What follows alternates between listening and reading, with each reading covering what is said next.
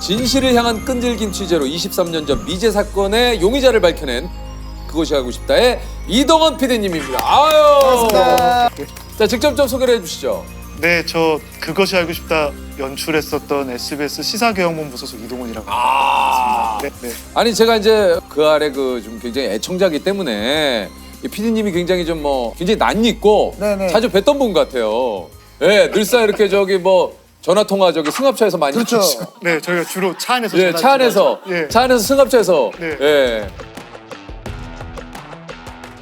그리고 인터뷰 취재하러 갔다가 거절 많이 당하시고. 거절 많이 당하시고. 그렇죠. 항상 거절당하고. 아니면 네. 이제 쫓아가시고 저기요. 네. 예, 이거 하시고. 저희는 항상 들고 뛰어다니는 그러니까 약속되지 않은 분들을 만나서 인터뷰를 하는데 그렇죠, 그렇죠. 그러니까 저희가 인터뷰하러 가는 걸 대부분 모르시거든요. 그쪽에서 현장에서 만나서 현장에서 섭외해서 현장에서 이제 어디 계신지도 모르고 갈 때가 많은데 이게 저희 프로그램이 이렇게 아니 어쨌든 요게 이제 그 PD님이 유퀴즈 나오신 게 SBS 시사교양국 PD 중 타방송사 첫 출연이라고. 와. 보통 자 이렇게 네. 나오시기 힘들거든요. 실제로 그알 PD님 꼭 모시고 싶어가지고 맞아요. 노력을 많이 했어요 우리가.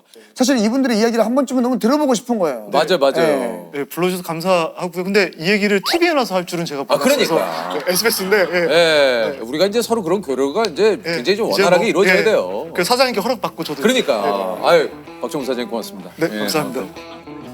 그럼 현재는 지금 어떤 프로그램을 하고 계세요? 현재는 이제 내년에 새롭게 들어가는 프로그램을 준비하고 있는데요. 제가 본의 아니게 그것이 하고 싶다 하다 보니까 방송을 통해서 많은 분들을 교도소에 좀 보내게 됐었는데 예, 예. 그래서 이번에는 연예인을 보내보면 어떨까 싶어서 연예인 3명을 교도소에 실제로 보냈었어요. 네, 제목은 관계자회 출입금지입니다. 그래서 출입금지 구역에서 일하는 분들이 사실은 사회적으로 조명 못 받고 네네네. 그런 분들을 좀 출입금지 구역에 직접 찾아가서 응원해주면 어떨까라는 생각으로 준비를 하게 됐고 그래서 저희 1월 5일 날 첫 방송을 1월 5일 날 또 첫 방송을 네네. 하시네요. 네. 이게 저 오늘 이동원 PD님을 그 촛불 하나 주제에 모신 이유가 있는데, 야 저도 이거 저 TV를 보면서 아 이거 참 대단하다고 느낀 게 이게 그 영원히 미제 사건으로 남을 뻔했던 제주 이승용 변호사 살인 사건을 40대 변호사가 자신의 승용차 안에서 흉기에 찔려 숨진 채 발견됐습니다. 경찰은 일단 원한 관계 등에 의한 살인 사건으로 보고 수사를 펴고 있습니다. 정확히 어떤 사건이었죠? 네. 1999년도 사건인데요. 1999년도 11월 5일에 제주도 시내 한 모초 골목에서 새벽에 이승용이라고 하는 변호사가 이제 살해된 채 발견이 됐는데 증거도 없고 목격자도 없었던 사건이고요. 유일하게 이제 얘기가 됐던 건 굉장히 특수한 흉기, 시중에 없는 맞아요. 굉장히 특수한 흉기로 흉골이라고 하는 굉장히 단단한 뼈가 있는데 그 뼈를 관통한, 그러니까 찔러서 사망하게 한 사건이었고 그래서 그때 당시에는 뭐 킬러가 했냐 뭐 어쨌냐라고 수사를 했지만 거의 제주도 시내 전체 수사 인력이 들어갔음에도 불구하고 어떠한 용의자도 없었던 사건이고요. 맞습니다. 그래서 2014년 11월 4일에 공소시효가 끝나면서 영구 종결됐던 사건입니다. 아니 근데 이제 공소시효도 끝난 이 미제 사건을 네. 취재를 하신 이유가 있습니까? 그것이 아쉽다 할 때 이제 저희 사무실로 제보가 왔어요. 내가 이 사건에 가담했던 범인이다. 내가 당시에 조직폭력배 조직원이었는데 이 사건을 누군가의 사주를 받아서 같은 조직원이었던 친구가 실행을 했다. 그러면서 캄보디아에 본인이 불법 체류 중이다. 카메라를 가지고 오면 인터뷰 해주겠다. 해주겠다. 예. 그러니까 그런 경우가 그것이 하고 싶다 하면서 아마 거의 없었던 걸로 제가 알고 있어요. 그래서 이걸 어떻게 해야 되나라는 고민이 좀 있었고요. 그래서 사실은 캄보디아까지 갈까 말까 고민하던 와중에 일단은 우리가 이거를 진행하기 전에 유족들을 한번 만나보자. 그래서 지방에 계신 유족분들을 좀 수소문 끝에 만나서 찾아갔어요. 찾아갔는데 저랑 만나서 대화를 하는데 거의 2시간을 우시더라고요. 거의 말을 못 하시고 그러니까 너무 조금 충격적이셨겠죠. 다 끝나서 포기했던 사건의 범인이 직접 방송국에 전화를 했다고 하니까 제일 끝에 저한테 딱 2가지만 얘기를 하셨었어요. 그래서 이 사건 공소시효 끝났는데 뭔가 달라지는 게 있겠냐? 공소시효가 있다고 한들 증거도 하나도 없는 사건을 어떻게 할 수 있겠냐? 그 2마디가 좀 저희한테 조금 맺혔죠. 그래서 그래도 일단은 우리가 제보를 받았으니 이 사람을 만나보는 거는 일단 우리가 할 일인 것 같다라고 해서 그 다음 날 바로 비행기 타고 이제 캄보디아로 가게 된 거죠.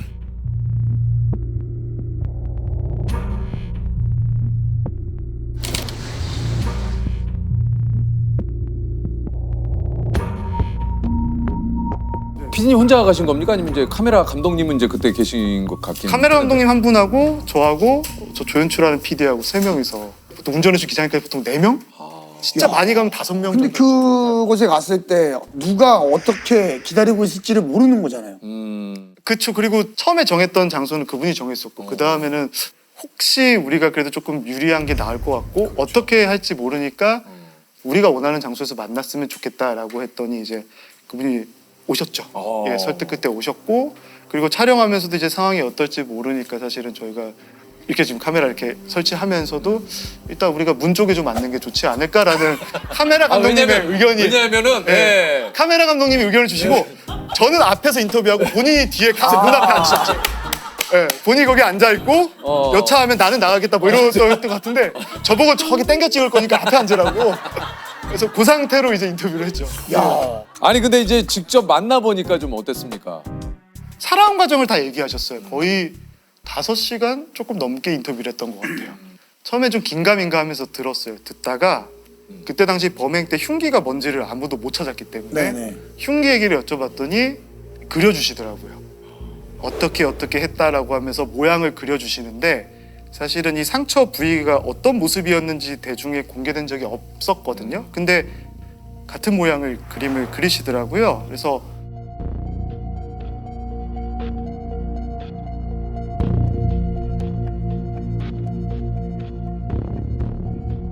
그걸 보면서 맞구나.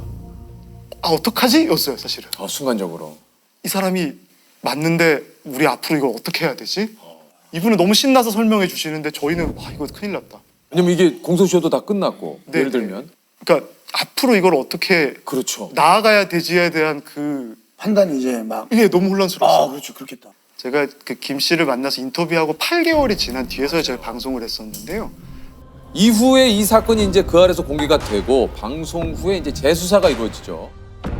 그리고 이제 사건 발생 22년 만에 캄보디아에서 이제 김 씨를 검거를 합니다. 네.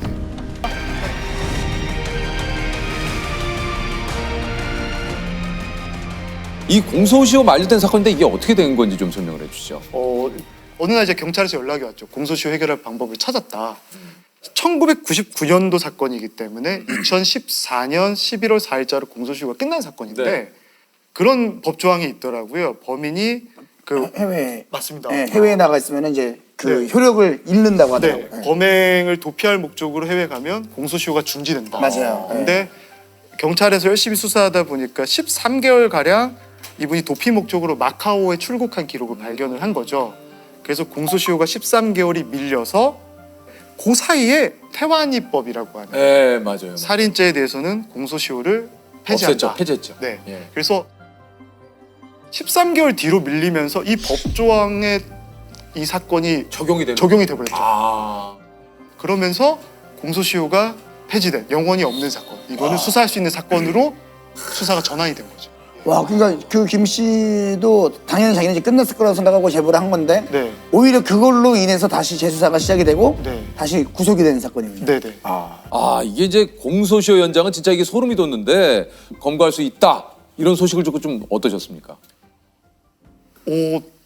진짜 머리가 쭈뼛쭈뼛 섰던 것 같아요. 이게 유족분들이 울면서 질문하셨던 2가지 중에 하나는 해결이 된 거죠. 그러네요. 네. 말씀드린 특이한 사건이에요. 범인이 직접 제보하는 경우도 그러니까요. 없고 재판부에서 유일하게 인정해준 증거가 저희가 캄보디아 가서 찍었던 인터뷰 영상 5시간이에요. 저희 영상이 증거가 돼서 유죄 확정이 된 사건이거든요.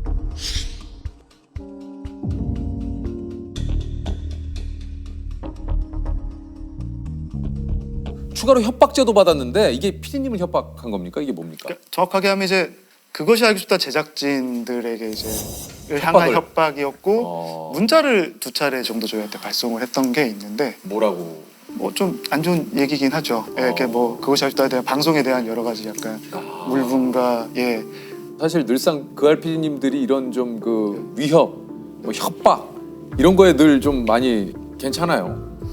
힘들긴 하죠. 그러니까. 솔직히 힘들긴 하죠. 이게 또- 많은 생각이 들긴 하죠. 예. 네, 그러니까 아니 이게 왜냐면은 네. 막 그런 문자 받으면 이거 네. 아주 그렇잖아요. 그러다 보니까 문자가 왔으니까 당연히 수사팀이 알렸죠. 이런 네. 이분이 현재 해외에 여전히 체를 죽이면서 이런 문자를 보내고 있다라고 알려드렸는데 이제 그럼 그것이 알수다 팀에서 좀 협조를 해주면 이것도 수사를 해보고 싶다라고 해서 처벌이 되었죠. 이게 그 알 그리고 경찰, 검찰이 공조한 사건인 네. 거네요. 네네. 그러니까 이 되게 저희가 짧게 말씀드리고 있지만 3년 동안에 있었던 일입니다. 이게 모든 3년 동안 있었던 일이고 그동안 뭐 경찰로 따지면 저희 담당했던 뭐 김승환 형사님이나 김덕수 형사님이 계시고 검사는 이완우 검사님, 전철호 검사님도 계신데 다들 정말 애를 많이 쓰셨죠. 그렇게 또 애쓰신 덕분에 이렇게 미제 네, 사건이 또 해결이 진짜. 된 거 아니겠습니까? 네. 요게 그 마지막 대법원 판결은 언제? 아마 내년 2월에 내년 2월에 이제 최종 선고가 나는군요. 네네. 더 밝혀져서 모든 게 명확하게 밝혀져서 유족분들의 마음에 좀 한을 풀었으면 좋겠다. 그래서 여전히 뭐 제주경찰청 미제수사팀은 누군가 전화 오기를 기다리고 있군요. 여전히 기다리고 있습니다. 뭐 배우를 알든 내용을 조금이라도 아시는 분들이 분명히 있을 겁니다. 그래서 그분들이 용기를 내서 경찰청이든 검찰청이든 그것이 알고 싶다든 어디든 꼭 제보를 해주셨으면 그래서 유족분과 피해자분의 한이 풀렸으면 하는 네, 진심으로. 꼭 바람이 있습니다.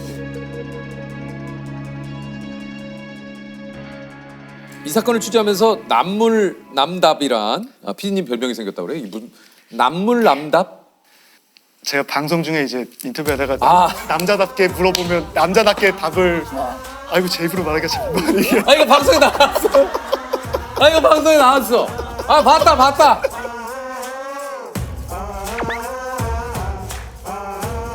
남자답게 여쭤보면 남자답게 말씀해 주신 분이라 그래서 연락을 한번 드렸는데요.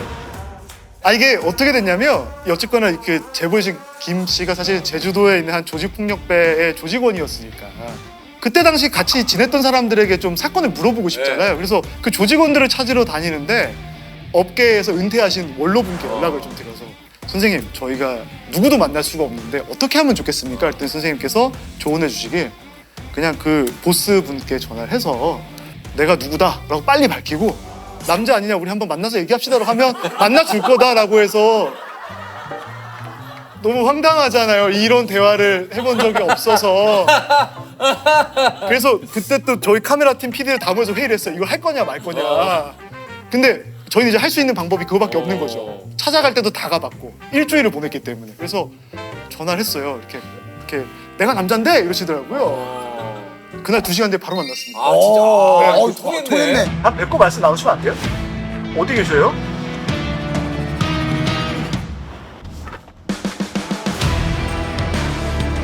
그래서 근데 실제 진짜 만나서 정말 아. 인터뷰도 하고 큰 도움 받았죠 사실. 아니 우리 PD 이동훈 PD님이 전국의 그 조직 폭력배 분들을 다 만나 아, 보셨다고요. 그래요?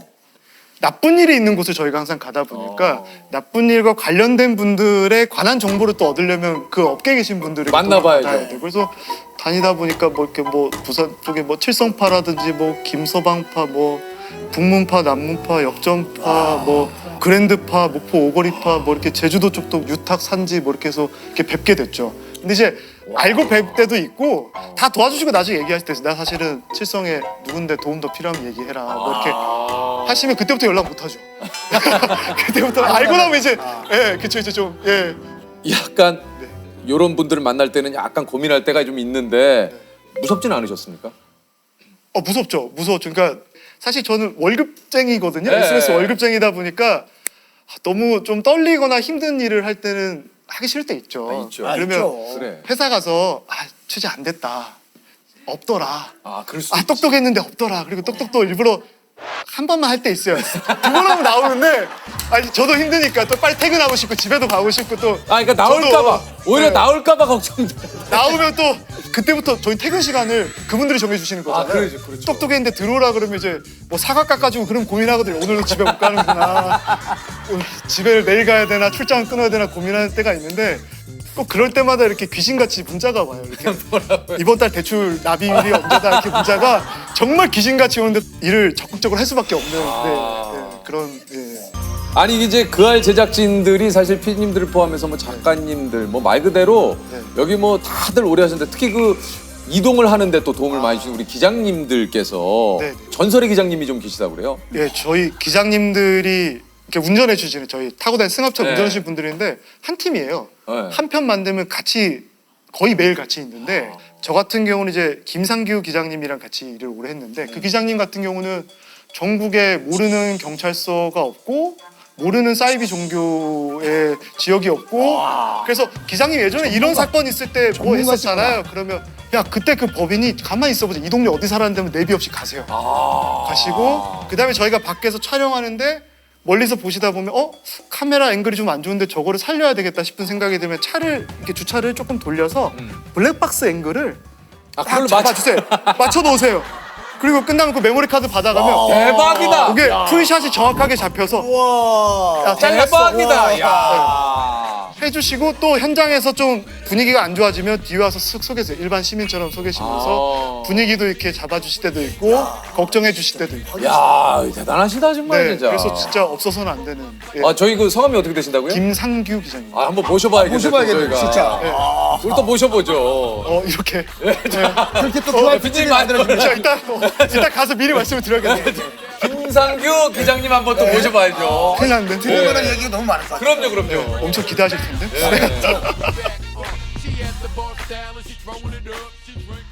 아니 그 RPD 3년을 하시면서 가장 기억에 남는 사건이 있다면 어떤 게 좀 있을까요? 저에게는 아마 정인이 사건, 예, 제가 그 사건을 담당했었는데, 네, 아, 진짜. 너무 가슴이 아픈. 네. 네. 네, 네.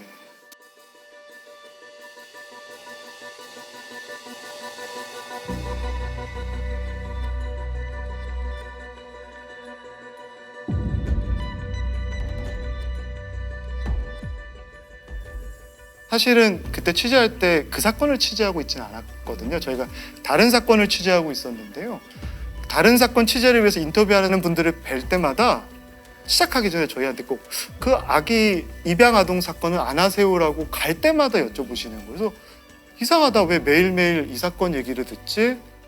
그럼 이 사건을 좀 더 우리가 알아봐야 되는 게 아닐까라고 해서 시작을 했던 사건이었고 사실은 하면서 이렇게까지 많은 관심을 줄 거라고 생각하지 않았습니다. 왜냐하면 아동학대 사건은 사람들이 보기 불편하다고 생각해서 잘 안 보세요. 그래서 고민이 많았었는데 누가 보고 안 보고 시청률이 중요한 게 아니라 이거는 이렇게 많은 분들이 고민하고 걱정하고 있다면 우리가 해야 되지 않을까라고 해서 시작했던 사건이었고 정말 그때는 저희가 만나 뵀던 분이 200분이 넘을 거예요. 1시간 방송을 만나요. 그래서 많은 분들의 도움을 받아서 방송을 했던 그 사건이 있었죠.